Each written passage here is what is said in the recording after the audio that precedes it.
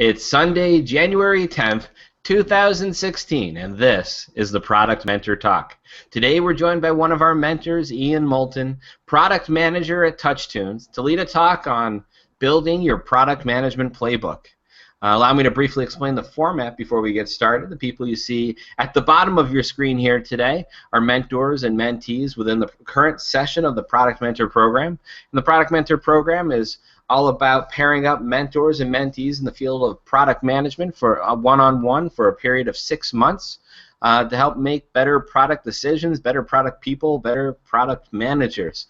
So what we're going to quickly do is just go around, have some introductions, and I'm going to go with the person closest to me, and that is Lonnie. As you introduce yourself, say who you are, what you do, and whether or not you're a mentor or mentee. Lonnie?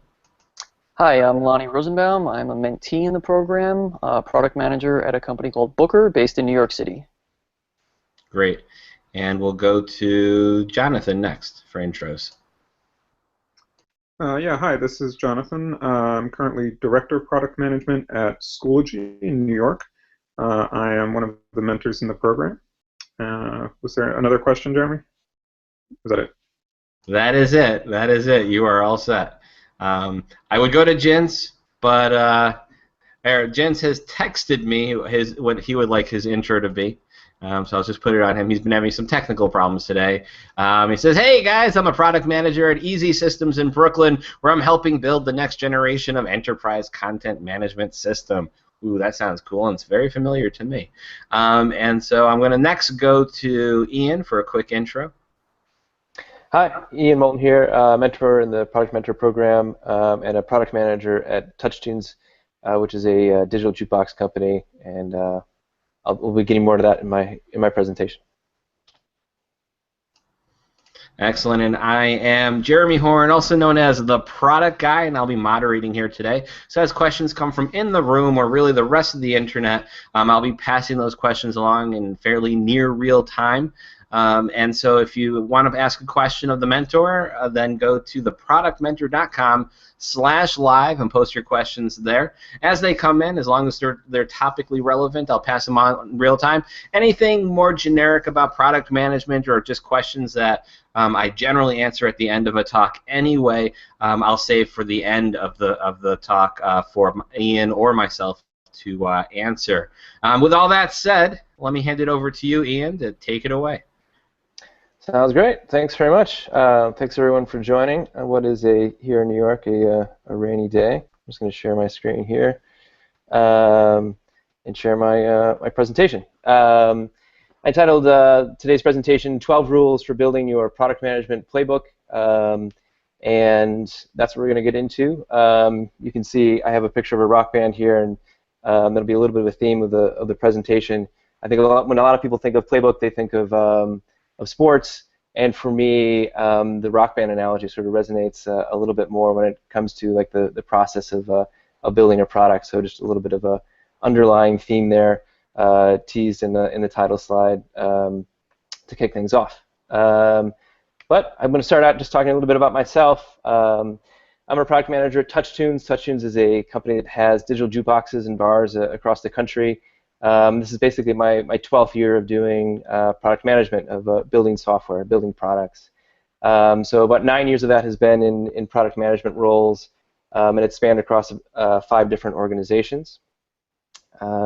Just talking a little bit about the structure of the organizations, the types of organizations. I started out product management at a startup. I was the 3rd employee. It grew to be 60 employees. I was there the year it was founded and saw it grow, which was a great experience. My next job in product management was very different. It was a large newspaper cooperative, the Associated Press, with 3,200 employees across the country. So very different arrangement. Founded in 1846 versus 2003. Definitely a different culture there. I worked for TV Guide, working on their mobile apps and on their website. And they have a legacy as well, but really had transformed themselves into very much a digital media outlet. That was based in New York, a little bit larger there than the first startup I was working for, about 200 employees. spent some time working on very much a nimble startup, 7 employees. We're talking about all being in one room, and wasn't there for the founding of that. It had gone through a lot of iterations, but very much, as I say, nimble, pivoting in terms of the products that we were launching on a pretty regular basis. So a different situation there. I consider what I work the company I work at now to be a hybrid. It's about 250 employees, founded in 1998 with these getting these jukeboxes across the country, and now we're servicing that legacy business. So it's a hybrid between a legacy business and again a startup. Like, we're really launching brand new products. We have a mobile app that is relatively young, and it's a hybrid of basically the legacy business is funding things, but we're working on a new ventures. Pretty exciting place to work. And I think basically as a product manager, I think it's been fun to work in these different environments. I think you learn a lot from these different organizational structures, and it helps you get stronger in terms of managing your organizational agility and working within different stakeholder structures and things like that. So, in terms of the products that I've worked on, Broadcast Interactive was basically consumer web. It was websites for television stations, and then managing a content management system that managed those websites. So some more B2B tools that allowed people to manage video, allowed people to manage all sorts of things that they were doing online. A little bit at AP, and my primary mission at TV Guide was related to consumer mobile. And there there's a purity to that, where it's basically just you and the users, and you don't have the intermediate B2B stakeholders to satisfy. So it was a pretty fun experience. Worked on consumer web again at Unigo, along with some business management tools for managing that sort of stuff.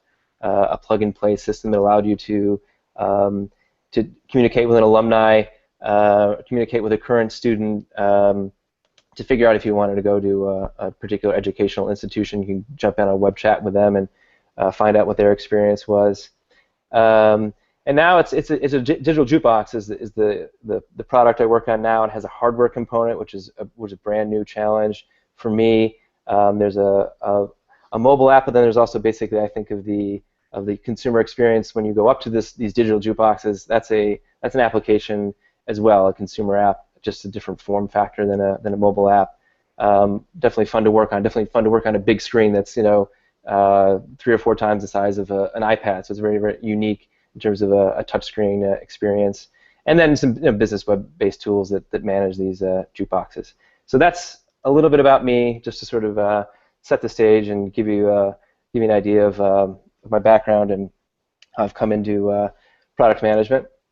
So there's 12 rules. The first one will kind of set the stage in terms of we'll take a step back and think about the analogy that we use when we talk about product management. I think product management is unique that we almost have to have an analogy. A designer doesn't have to use an analogy to describe what they do. A lot of engineers, things like that. It's more well understood. And because product management is nascent, or simply because it's an unusual practice, I think you kind of have to approach with an analogy. And the most common one is mini CEO, and I think it's a great analogy. But there are some shortcomings, I think, to be aware of. And I think people primarily understand some of the major differences, but I think it's worth thinking a little bit about how you're perceived as well when you talk about yourself as a mini CEO. So obviously there's differences. So a CEO, and I think people are aware of this, but they don't have direct authority. So basically the analogy kind of breaks down there in a sense. But for me, it's what I love about product management. It's a great opportunity to lead. It's an opportunity to inspire people and have them follow you versus just sort of going off of your authority. As some CEOs may, though, in my experience, the better CEOs are leading by that method as well, really inspiring people and having them follow you as opposed to just doing what they tell you to do. But one of the interesting things for me that very much resonated when I looked at this analogy was CEOs make decisions without the burden of proof, or they can in some cases. And in product management, you have to be more persuasive.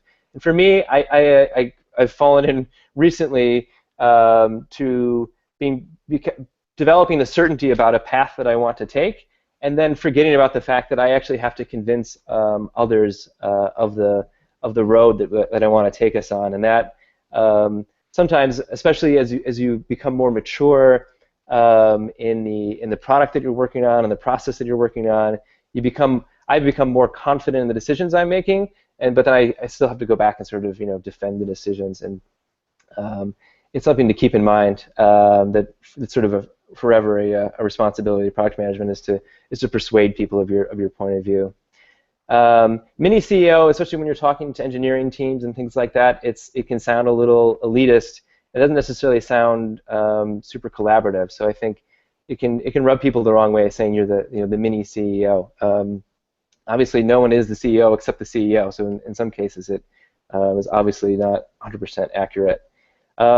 That said, it really still remains for me a great analogy. You're responsible for the overall success of the product, and you're making decisions about building, buying, partnering, integrating. And that part for me, actually, I think you can become a little bit pigeonholed. For me, a lot of the product management I've worked on has been about building software, which is great, which is what a lot of us do. But I think it's important to keep in mind the partnering, integrating with other systems, buying a content management system, or buying other services. I think it's important to keep up your chops on that as well. So that said, it's a great analogy. Another analogy I do like is more sports-minded, though I think again there's some shortcomings here. People talk about a quarterback or a coach, and I think in some cases when you're initially planning out the product, I think you're the quarterback. And you are responsible for the game plan and the strategy and communicating that strategy, and then really working well to bringing the team together. A stand-up is obviously a little bit like a huddle, and you need to adapt to your opponent. You need to be keeping in mind the playing field, which is the marketplace, the conditions, which are the different things that are happening in the marketplace, and you really need to motivate others. I think of when you are in the execution phase of a software project, you're very much the coach, and you need to get people excited. And for me, that part is a lot of fun, and also is a little bit more. You're taking a step back. You're not the star player at that point. You're really just sort of keeping people motivating, knowing what plays we're running, and really just keeping things on track and keeping people positive as you work out the final end of these projects. Now, there's some important things that I've been reading. Ruth Blatt, who's a contributor to Forbes.com, and she sort of sparked my interest with talking about some of the shortcomings of the sports analogies, which for me, I'm not a huge sports fan, but that aside, I think it kind of does break down a little bit. One of the things is there are clear winners and losers, and that's not as easily figured out when you're in the product management space. There's no scorecard. It's hard to say whether you made the right decision sometimes until a year or two later. And the rules rarely change in sports. There's a stable cast of characters in terms of the leagues and things like that. You can be working in a space and not even know that a competitor exists. I mean, it's not a fully transparent environment where you know who your opponent is. And there's a lot of focus on real-time execution, which is great, but the planning, the product planning, and things like that really aren't captured in the idea of just hitting a home run. There's obviously you need to practice and things like that, but the combative nature, I think, is really where it sort of breaks down. It's really only focused on winning, as opposed to meeting the needs of your customers. Like it's really focused on winning versus winning over your fans. So that's where she points out, and I agree that in many cases a more appropriate analogy is the rock band concept, and it is pretty apt given that it's a creative outlet. It's also very apt because rock bands are businesses of themselves. As you read a little bit about this, people are not naive about this. When the Eurythmics were formed, Annie Lennox's partner, whose name I forget, he actually had a mission statement, like when they first got together. And it seems sort of a little strange, but I think they are very disciplined. They're adapting to a shifting environment.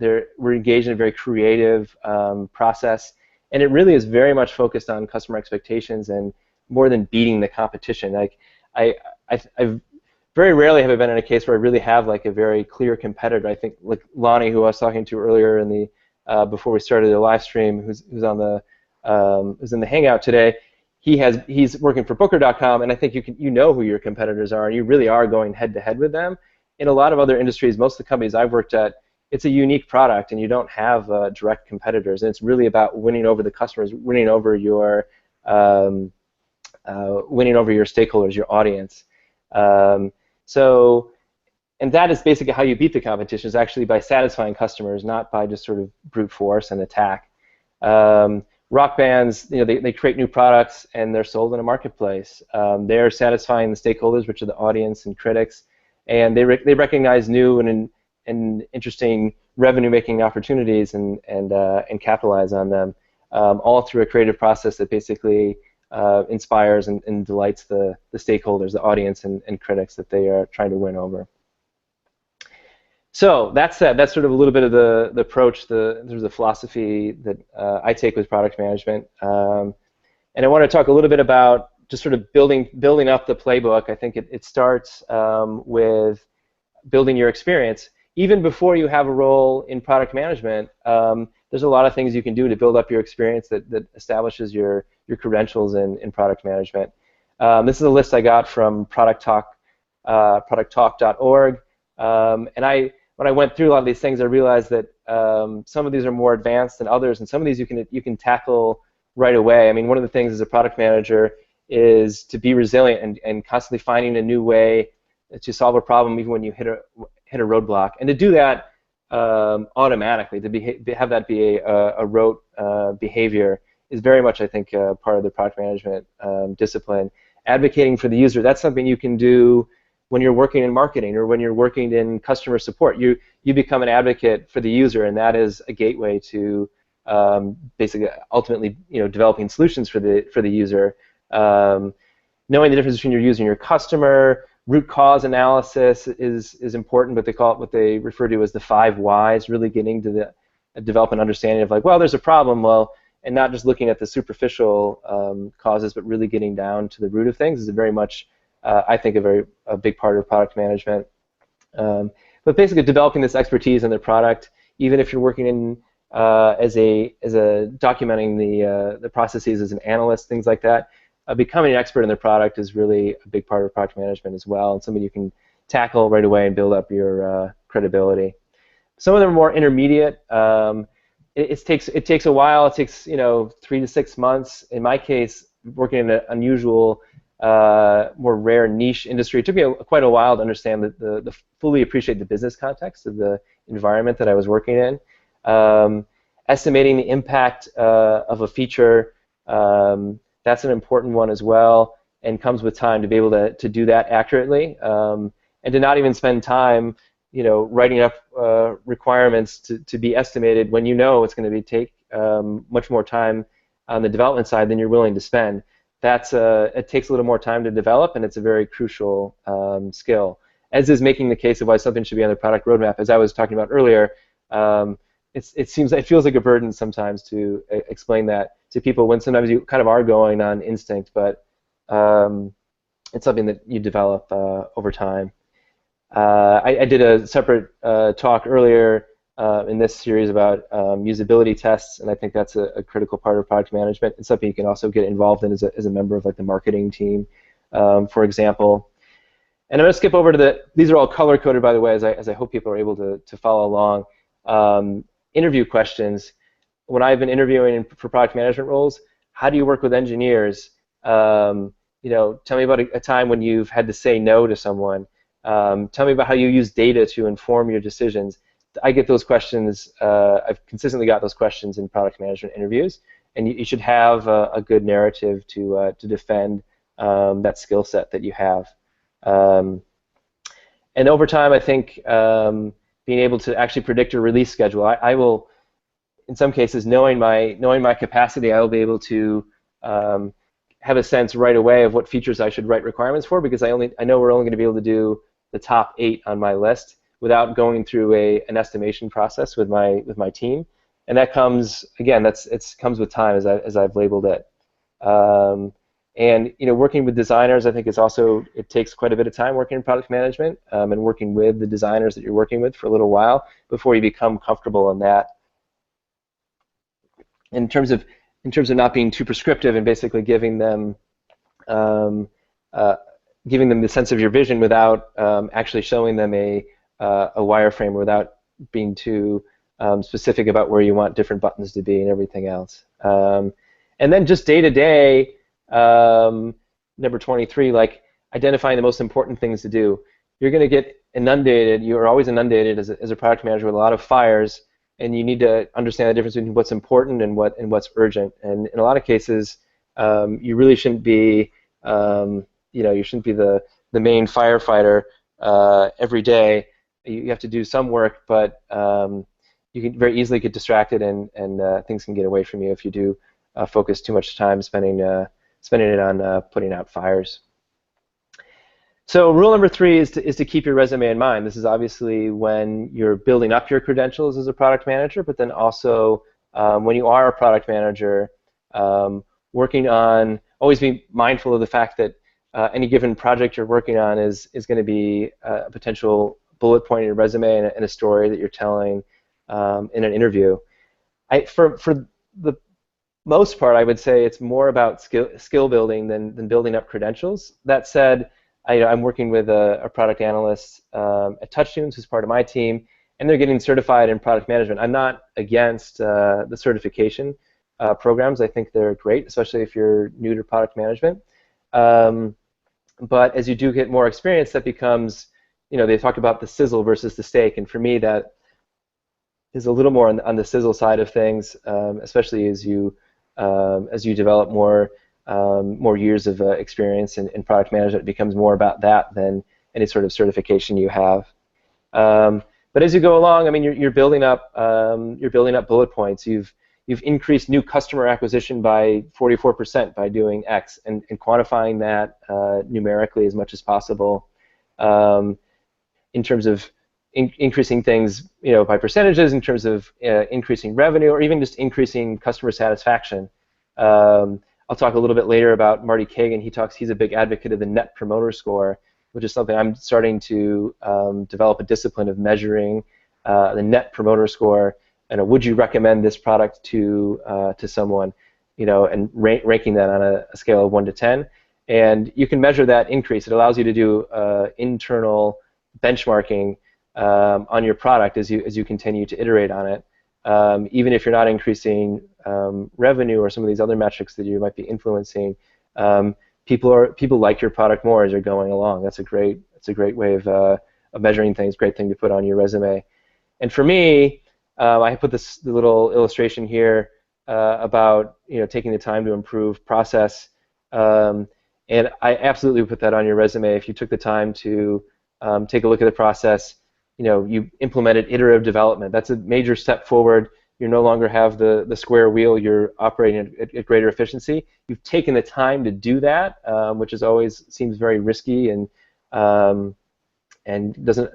It basically I think a very advanced skill in terms of product management to actually be influencing the process. So as I go along, I'm always thinking about how I'm going to add things to my resume as I undergo new projects.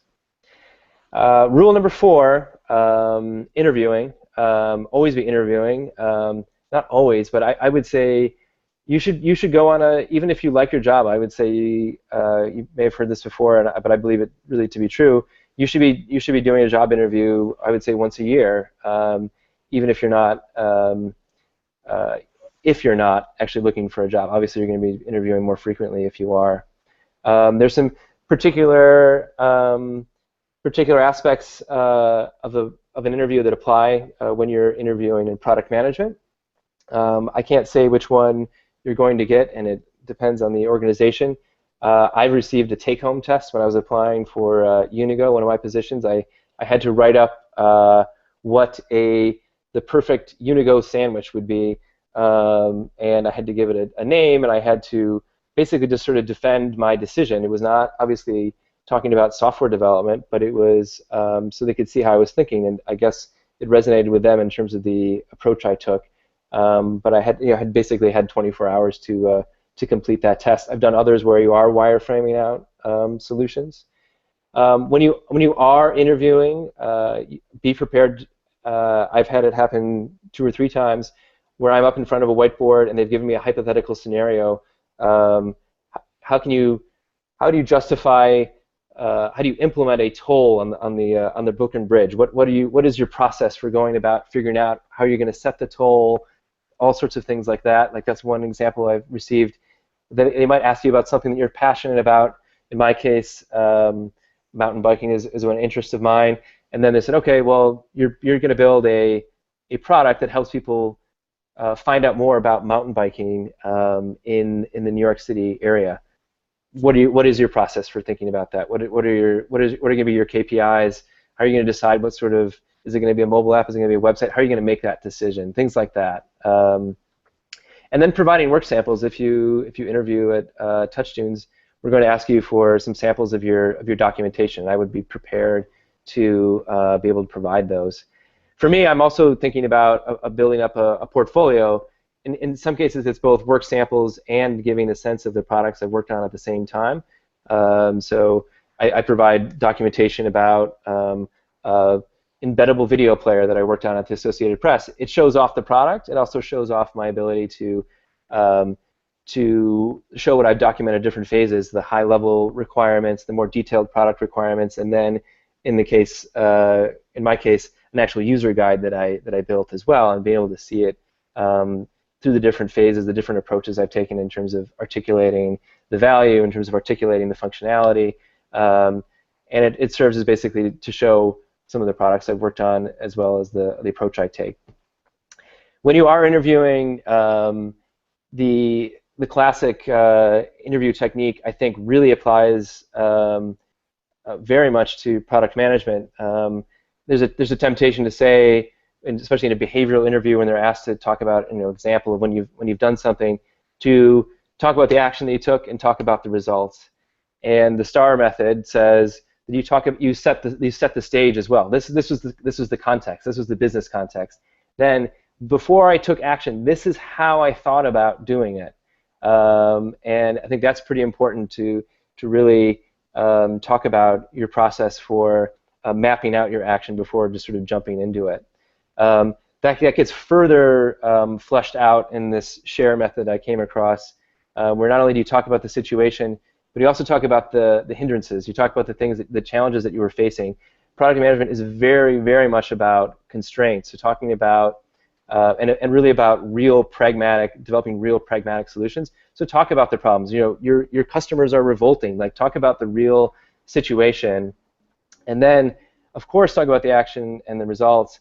But then I think really can be kind of impressive if you talk about, evaluate, and explain what you learned from that experience. Well, I worked on this inline video player, and then we learned at the end of it, I learned that we need to have a more iterative development process. I learned that we needed to have more documentation at this point in the process, and really talk about I've carried that forward. I'll carry that forward in the job that I'm interviewing for now. So just some things about interviewing in product management. Rule number 5: keep up on product. This wheel that I found here from Pickler Consulting really highlights the breadth of product management. I mean, it's really crazy the number of things that we work on. I think the most obvious ones people talk about, the roadmap and the user experience. But getting into the leadership, like we were talking about, leading without authority, making sure that you're up to speed on the market research, formulating the strategy, managing the business model and the P&L. There's a lot of aspects to it, a lot of things to keep up on. For me, I track down a lot of sources that are pretty varied. I'm currently reading Inspired by Marty Kagan. I've read a little mini tome, Good Product Manager, Bad Product Manager. A lot of people talk about Lean Startup by Eric Ries. This barely just scratches the surface. One thing I really do like is the Harvard Business Review. I love their approach. I love their sort of real-world case studies. And I keep up on different business publications and technology publications. One thing I really like, actually, just it's a little bit more of just sort of a fun approach, but it gets you thinking about product more holistically and not. I can get kind of myself can get kind of pigeonholed in terms of only looking at software development, and they look at just all sorts of great products, whether they're hardware solutions or other apps and things like that. It also talks a little bit about time management tools, things like it's basically just a list of current products that people on a particular theme, and they're pretty interesting email that I subscribe to. Very much very much an open field. The one thing I will say here is I actually have an educational. I'm lucky enough to have an educational allowance at TouchTunes, and I'm very much looking forward to taking advantage of that. Either working on a workshop from Marty Kagan that I've heard good things about through this group, or through taking a class on strategy. But it's not a huge stipend. But if you do have that, I would investigate whether you have that available, and absolutely take advantage of it if you can. I also would keep strategy in mind. I mean, this is very obvious. The product managers are in charge of executing the strategy of the organization. But I would really make sure that that you're able to articulate it very clearly, and that if you're not able to, that you're driving the executive team to give you a clear strategy. And it really, it resonated very much this sentence structure here, the structure of this paragraph. For me, it's people hate, not hate, but have a hard time, finding a song to play in a jukebox. Our team exists to create, a new way of recommending songs to people that is, easily found for them, and then we achieve this by, presenting it to them at a certain point in the user experience, which makes sense because it can save them time. You describe the rationale, and then very importantly, all this ties into your KPIs. So this whole sentence basically captures the root problem, your approach, why you think you're going to make a difference in terms of the methodology. Why do you think the methodology you're taking is going to make a difference, and then how you're going to measure the result. It needs to be as succinct as this. And I know a lot of people have big, huge strategic decks, but it needs to be boiled down, I think, in my opinion, to something very simple like this. One of the things I thought was interesting that we've talked about inside my company at TouchTunes is that you really have to define the problem. But in some cases, the problem is simply it's not a problem so much as just a lack of customer delight. So basically, the opportunity is basically just to create a delightful experience. And I think this is like a quote from Steve Jobs. I'm sorry, I don't remember the source. And I'm lucky enough, I think, at TouchTunes to have an experience where, in some cases, just pure delight is the end goal in providing just a very fun experience. It isn't solving a problem necessarily, but just creating a great experience for your user. And telling stories, rule number 7, very much a part of product management. The classic story is the press release, the concept of writing a press release that outlines your latest software release, and basically it forces you to answer the question, why do I care? Like, why would anyone care about this? Like, why would you write a news story about this software release that you're doing? And that really is the bar. I mean, it really does need to be relevant and interesting. And the idea is that you'd write the press release before you've ever started writing code. I think that's a good bar to set. We've done it a little bit at TouchTunes, and it definitely gets you in the mindset of really trying to create things that are wonderful and meaningful and actually newsworthy. Once you have identified the intended product value, you really need to share and evangelize that. You need to be a broken record within your organization, and really getting down to the why of why it's important in terms of what you're doing, and making sure the team understands that and reiterating that, so they don't lose sight of the big picture, so they don't feel something doesn't make sense, but also to avoid that from happening, but also to inspire them to see the bigger picture and see the impact.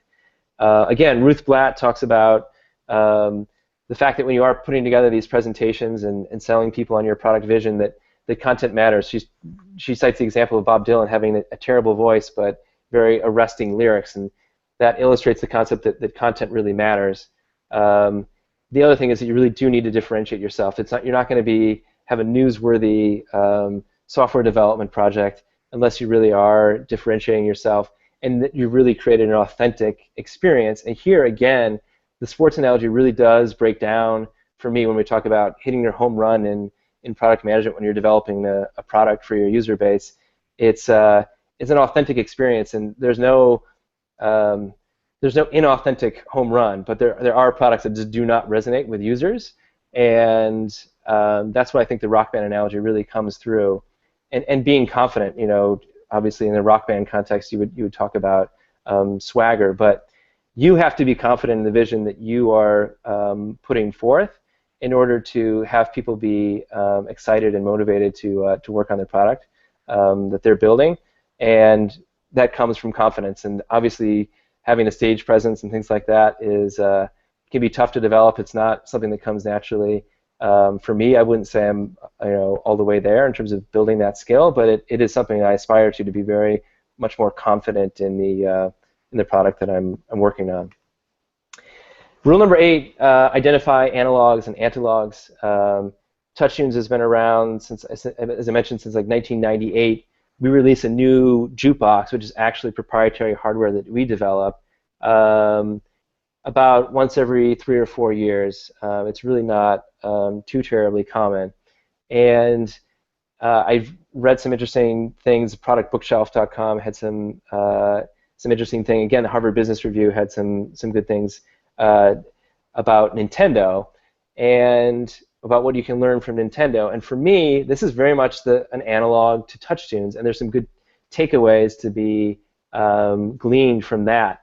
And basically, Nintendo, which as I say, resonates with me. They're also developing a new piece of hardware. They're in the consumer space. We're in the in-venue space. There are differences, but the similarities were that we at TouchTunes were trying to.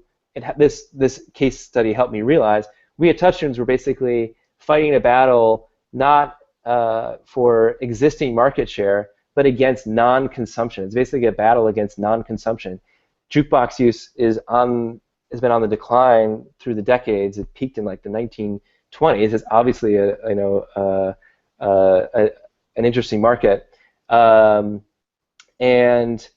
they were basically, when they were developing these new systems, it was basically to expand the number of people who are even engaging in the product, and that's very much what we were trying to do as well when we designed next generation jukeboxes.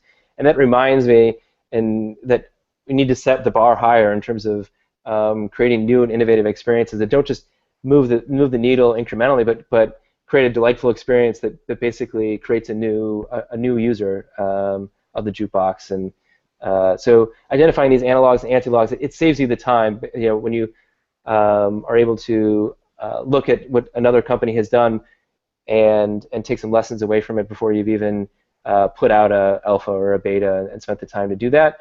Look at what people have done in the space before and get some takeaways from that.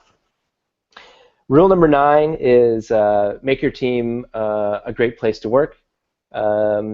Make it a great experience. Brandon Chu is someone I read a little bit about, and he talks about making it an enriching place to work. Part of that is facilitating brainstorms, things like that. Part of it, and this sounds wonky to talk about, he talks about owning lunch, making sure that everyone on your team is getting lunch, making sure that they have an opportunity to socialize with you or with other people on the team. I took this to heart. I can't remember if I read about this article first. I think it actually may have inspired me to do this, but literally I have a calendar invite in Outlook for the people who work in my area, and we get lunch, bring it back to a conference room, and eat together, and generally do not talk about work, which is another sort of rule that Brandon Chu outlines.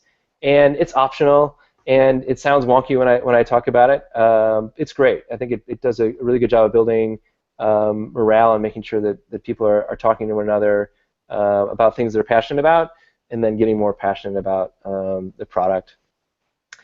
Brainstorming, rule number 10, and this one is a good one as well. I at least like quarterly I try to brainstorm with the people the engineers on my team, the people in marketing, the people who aren't necessarily working directly on the product. I try to get out to as much of the company as I can, and we throw some ideas on the board. And to structure it, we organize it on a matrix here on axes, where you have to, before you actually place it, you talk about the business impact, whether you think it's going to make a big difference or not so much, and what the level of effort is going to be. Again, you have a pretty good sense of this as you go along and work on product management, and plot things out. One of the things down here is actually like working on a pricing strategy. The things that are low generally don't involve any software development at all, and that's a responsibility of product managers as well, is to manage a list of initiatives that have nothing to do with software development. Not just the other things which I mentioned that you need to focus on, like building and buying and partnering, but just tweaking the price of your product if that applies. Looking at things that you can do operationally to increase revenue or optimize the experience without any sprints or anything in terms of development. This is interesting to work on because I will plot out, people will sort of pitch out their classic ideas. Well, we never do this. And I say, yes, let me put that on the board. Oh, by the way, it's high effort and has low business impact. So I think it helps bring home the constraints that are at the heart of product management. It's a great idea. But is it going to be worth it in terms of the ROI given the relative given the relative amount of work that it's going to take to build and/or the payoff that you get. Number 11, build an advisory board, and this one is was talked about in some earlier talks as part of this group. For me, I built an advisory board at the Associated Press. I actually set an expiration date on that, so people didn't think that they were basically going to be able to stick in the advisory board forever. But here, you're building up a collection of people who are your friendlies, who are going to evaluate a lot of the things before you build them. So right now we have a slew of ideas for things that we'll start development on, say in March, and it will come out in June. But this coming week, this is going to be going in front of an advisory board, and we're going to talk about some of the different things we're going to work on to get their feedback early on. You have a lot of opportunity to get some really valuable information, get some great context from people who work as part of this advisory board. The trick being, I won't go too much into advisory boards, but one of the tricks being that you're going to have a lot of the big players, and you need to weigh the feedback from underrepresented groups. So what I did at the Associated Press when I was working with an advisory board is we had a lot of the big hitters. They were from larger publications, and they spoke to the needs of larger publications. But what we did is we took a survey, and we actually had enough customers to have some statistical significance to the numbers that we were looking at. And we surveyed the group, and then presented those survey results to the advisory board, and allowed them to weigh in and in a way sort of advocate for these smaller publications in terms of what they were looking for to create a balanced product portfolio that worked for both groups, both the groups that were represented in the advisory board, and then these smaller groups that only had the survey to sort of speak for them. Final rule number 12: organize your day. So for me, usability testing is something I try to do once a month, and I love doing SWOT analysis on the different features that we have, looking at the company overall, and doing that as much as I can when I have some free time. I think it's Jack Dorsey who talks about having a theme for every day. Again, I think there's a lot of responsibility. I think we have more power than we realize over the morale and energy within the offices that we work in. I think that's why product management is not frequently done remotely from the headquarters of the organization. And one of those things that you can do is to be positive is basically, for me, is actually have an exercise program. So I looked at this chart. You'll find this in a lot of business publications, and I think it's easy to dismiss. But for me, these things are not incidental. They're actually like core. Like, so the fact that I exercise 2 or 3 times a week makes a very huge difference, like tangible difference to the way I deal with the people I'm working with, and gives me more positive energy.